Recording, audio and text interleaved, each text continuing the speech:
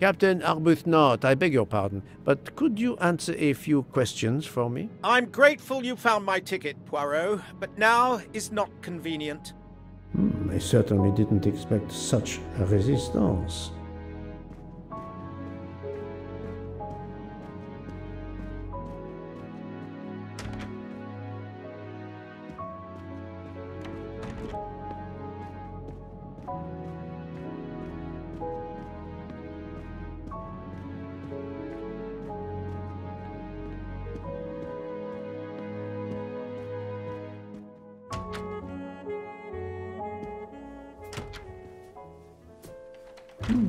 Most of the passengers pass by the bar during the day. They eat, drink, write. Maybe I can use this information for my investigation.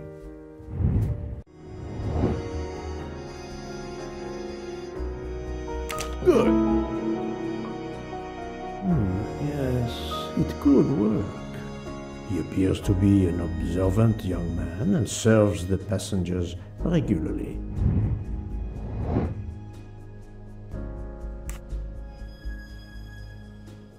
Fantastic. Yes, if I ask them to write something trivial, they may do it instinctively with their dominant hand.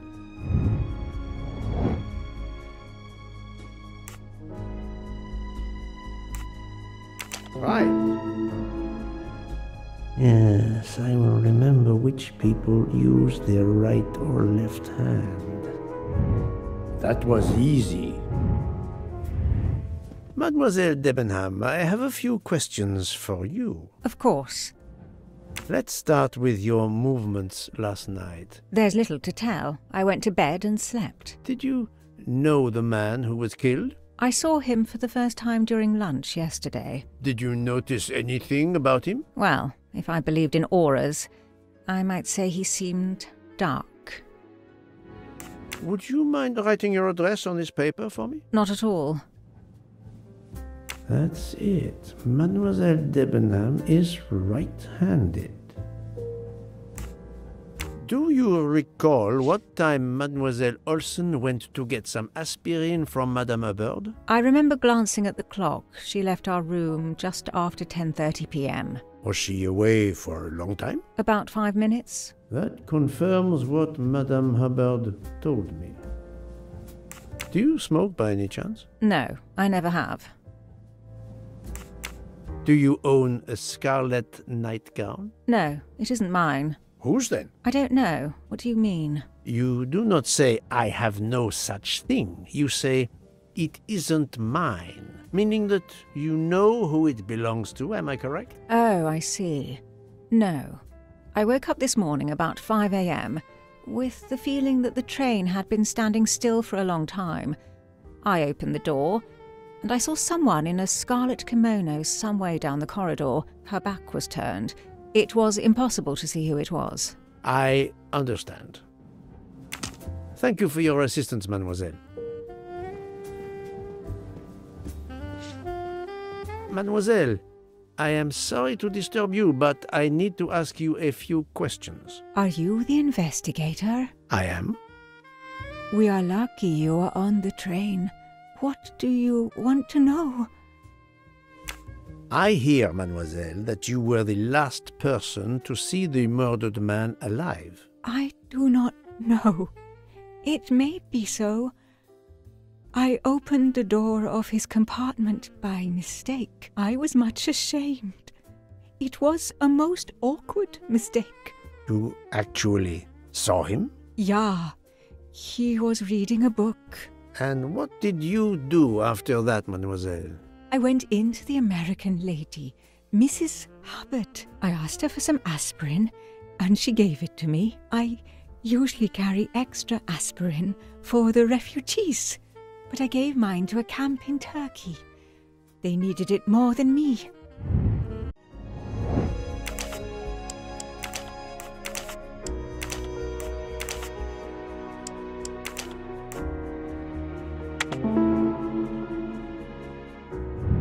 My little grey cells did not let me down. Did Mrs. Hubbard asked you whether the communicating door between her compartment and that of Monsieur Ratchet was bolted? Yes. And was it? Yes. And after that, what did you do? After that, I went back to my compartment, took the aspirin, and lay down. That was around 10:50 p.m. Is there anyone else in your compartment? Yeah, a young English lady. Very nice, very amiable. After the train left Vinkovsky, did she leave the compartment? No, I am sure she did not. Why are you so sure, if you were asleep? I sleep very lightly. I am used to waking at a sound. I am sure that if she had come down from the berth above, I should have awakened. Did you yourself leave the compartment after that? Not until this morning. Do you have a scarlet silk kimono, mademoiselle? No, indeed. I have a good comfortable dressing gown of Jaeger material. Do you smoke, mademoiselle? No, I can't stand the smell of tobacco. Perhaps you will be so amiable as to write me down your address. With pleasure. Mademoiselle Olsen is indeed right-handed. This was a very interesting conversation, mademoiselle. I thank you. If you have any other questions, I'll be in my compartment. Good luck, Mr. Poirot.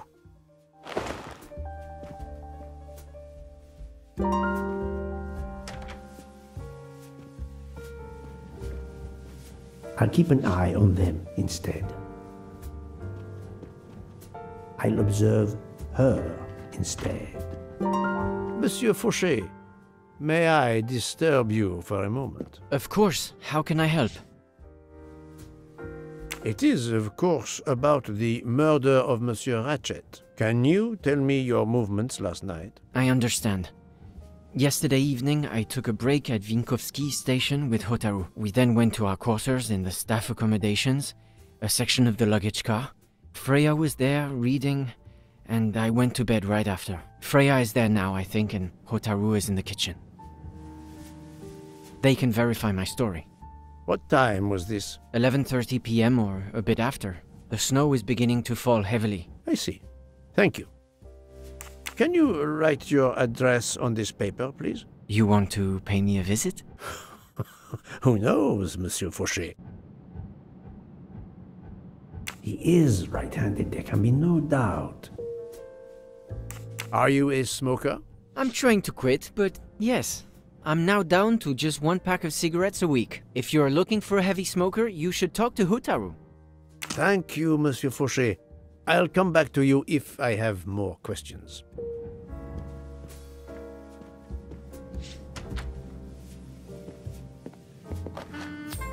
Another golden moustache to treasure.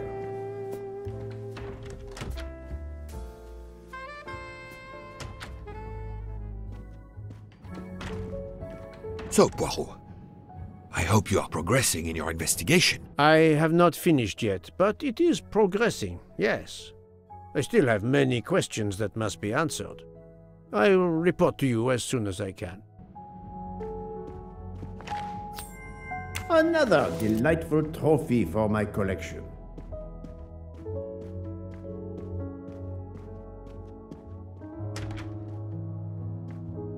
Ah, Monsieur Maury, would you have a few minutes to give me? I have some questions to ask you. Do I look like I can answer questions? The room is spinning. My head is about to explode. You were celebrating last night? Celebrating? When Freya always wins? Ah, what am I saying? If you want my answers to your questions to make sense, help me recover. You see there, the magnet on the fridge. That is my special recipe. I call it my day after survival tonic. If you could make me my special tonic, I might survive long enough to answer your questions. Jean knows the recipe very well. He can help you with the preparation. Very well, Monsieur Maury. If I must, I must. I will make you your Day after survival tonic.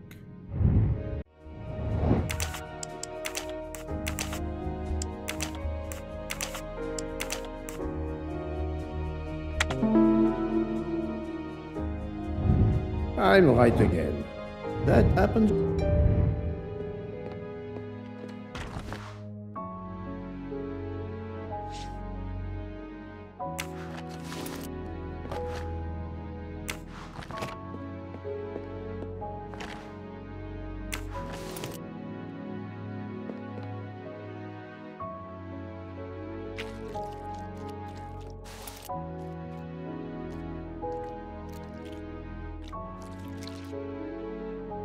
I'm missing half of the tonic ingredients.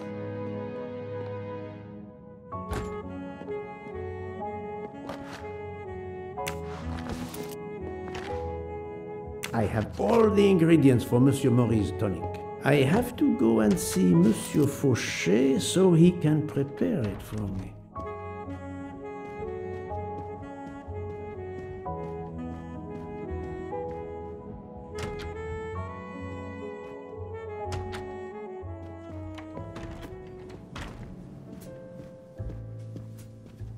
Monsieur Fauchet, may I disturb you for a moment? Of course, how can I help? Monsieur Fauchet, I need your help to prepare a cocktail. What is this phrase? This is music to my ears. What can I fix for you? A mojito? A gin and tonic? Or perhaps a martini? Shaken, not stirred? It's not for me, but for Monsieur Maurice. Ah, his day after survival tonic.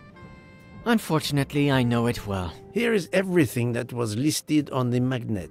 Excellent! I can take it from here. Mr. Poirot, I'm uncertain about the lemon juice. Is it half a lemon or a full lemon for the recipe? Half a lemon. I can't remember if Hotaru prefers it with ginger or without. Do you remember?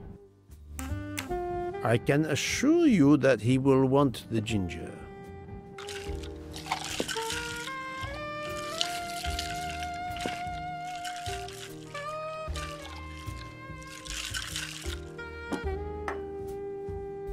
There you are, sir. Hotaru will be himself again. Excellent. Thank you very much.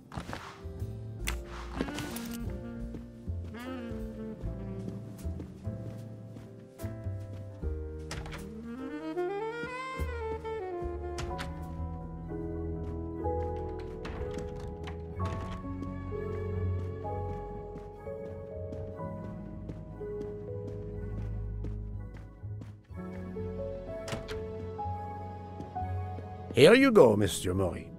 I hope this will help you. Thank you very much. Please give me a moment while this takes effect. It will be a while, I'm afraid. But I will not move from the kitchen. Since I have to wait, do you know where I can find Mademoiselle Nielsen? She is in the staff quarters in the luggage car. If the door is locked, John will have the key. Thank you. I will return. I hope you have a speedy recovery.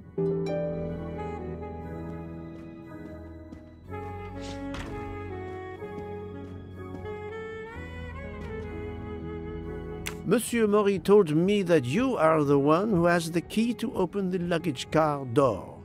I will need it. Yes, that's right. Here it is. Please don't forget to give it back to me. I will not forget, Monsieur Fauchet. I have a favor to ask. Could you visit the passengers who are in their rooms and explain there has been an error with their allergy and diet form? But, Monsieur Poirot, I made no errors. Of course not. Call it a computer error. Yes, it is possible, but even if I can see this is part of your investigation, I do not understand it. I would ask that you observe which hand each passenger uses. Ah, you wish to know if they use the right or left hand when they write? That is my intention. I will take on this mission for you. Excellent.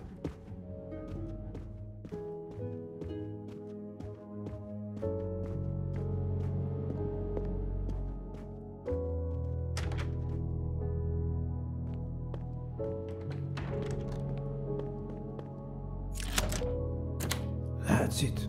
It's open now.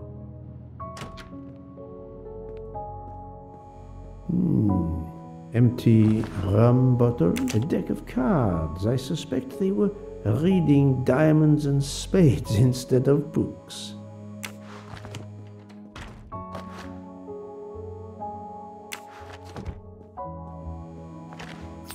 You can never have too many of these.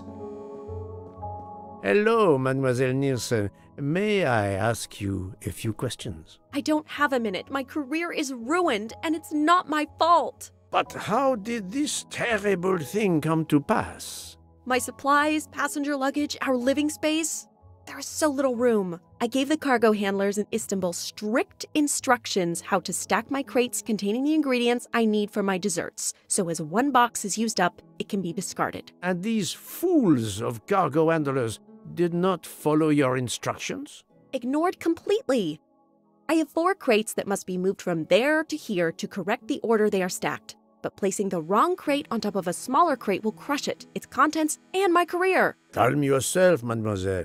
I understand. So, the problem is these 4 crates must be moved there, but carefully. Yes. I have to move these 4 boxes from this location to here.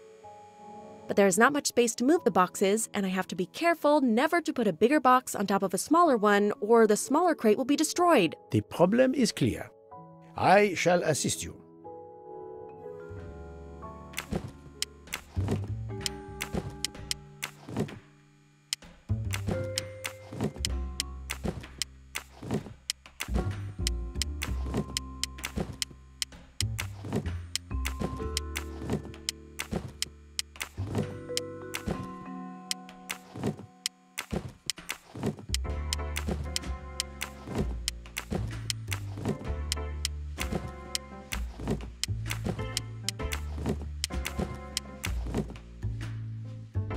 Et voilà! You are a lifesaver. Or at least a dessert saver. Thank you, thank you. I will gladly answer your questions. Can you tell me your movements of last night? Last night after dinner, I stayed in the kitchen until 12:15 a.m. Then I joined Jean and Hotaru in our quarters. Then all of us read quietly in our beds until we fell asleep. A very studious staff. However, Monsieur Maury doesn't seem to have followed the same literary pursuit as the others. And these rum bottles, do they have something to do with his hangover?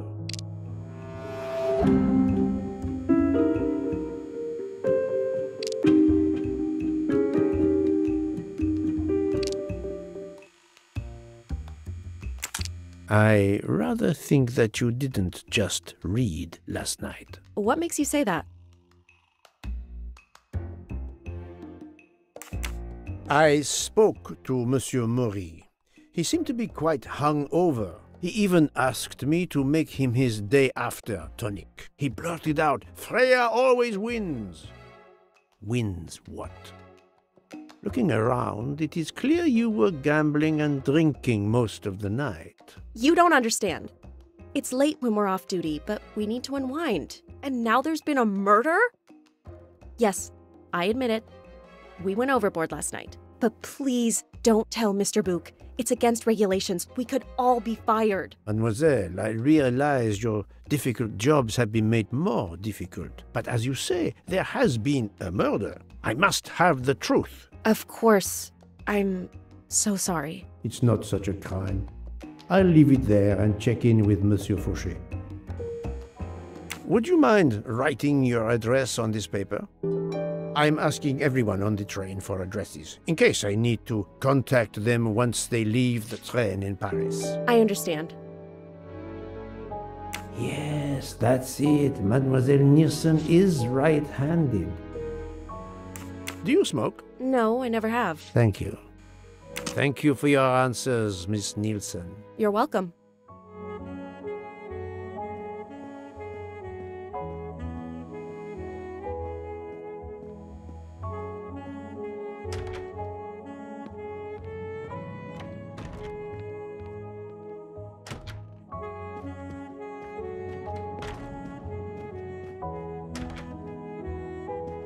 How are you? It's better. Thank you. Then may I ask you some questions? It will not take long. Quickly, please. I have hungry passengers to feed. Très bien. Can you tell me your movements last night? Oh, nothing special. When I went off duty, I joined John and Freya in a compartment. I read for a short while, then went to bed early. Reading? I'm not sure you have recovered enough to tell me the truth. Don't waste what little energy you have recovered to lie, Monsieur Mori. Yes, sorry, Mr. Poirot. You're right. It obviously wasn't reading that made my head hurt like that. But if you told Monsieur Book, it could mean my job. I will keep your secret, but I am investigating a murder. You must tell me the truth. Thank you. Please, write your address on this paper. My address? I don't see why. I think I hear Monsieur Book approaching. My address? Yes, of course. Another right-handed person. Not surprising, most people are. You are a heavy smoker. My job. It is very stressful. Would you happen to know who vapes on the train? A banana flavor? Oh, yes. The smell disgusts me. What is wrong with the good tobacco? I do not have time to answer that. Who is it? I've only seen one person who vapes. It's Captain Arbuthnot. Captain Arbuthnot. I see. Your testimony was invaluable to me. Thank you. Take care, Monsieur Mori. My palate depends on your good health.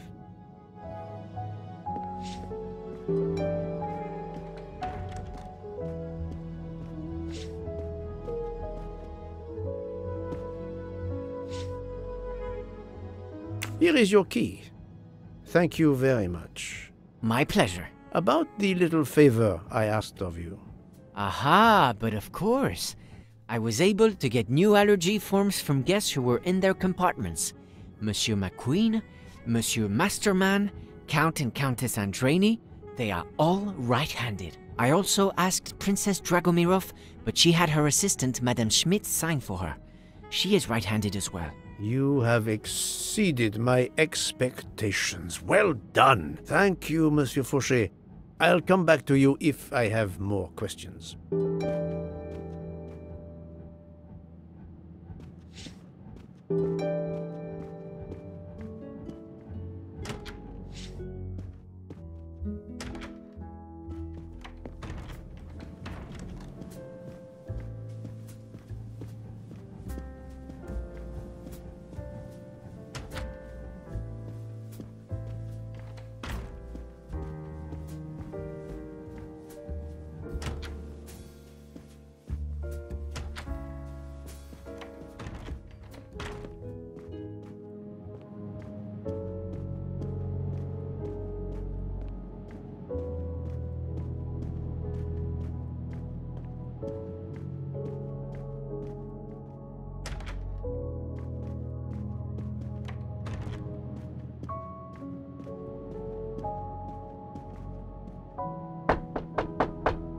Captain Arbuthnot, I know that you are the only person on this train to smoke e-cigarettes. We found a vial of e-liquid at the crime scene.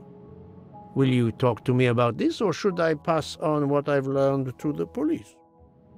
All right. Come in if you must.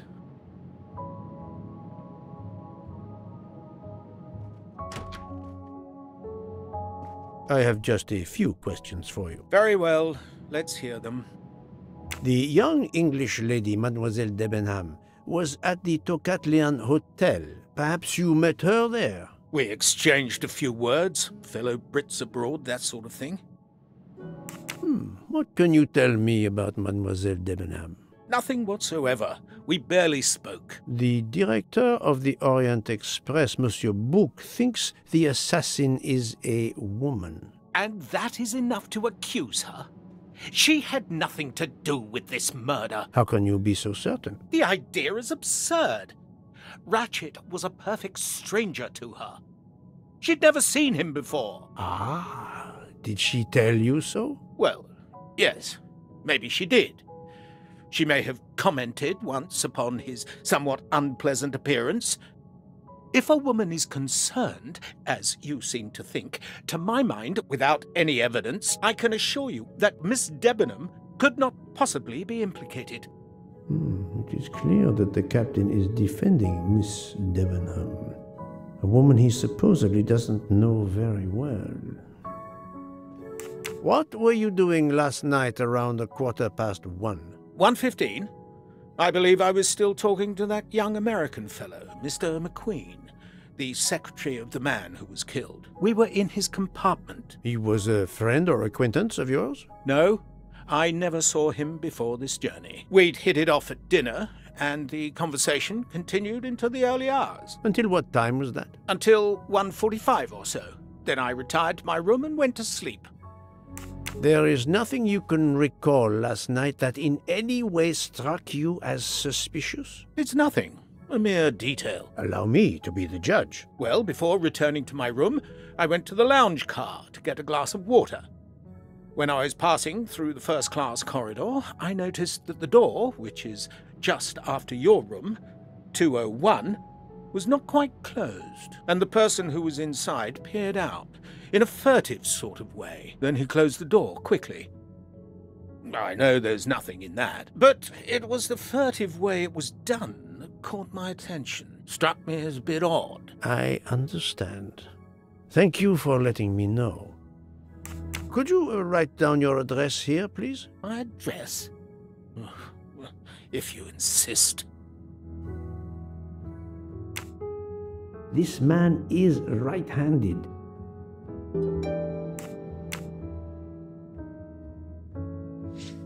Is this e-cigarette liquid yours? What flavor is it? Banana. Well, that is awkward. That's my flavor of choice.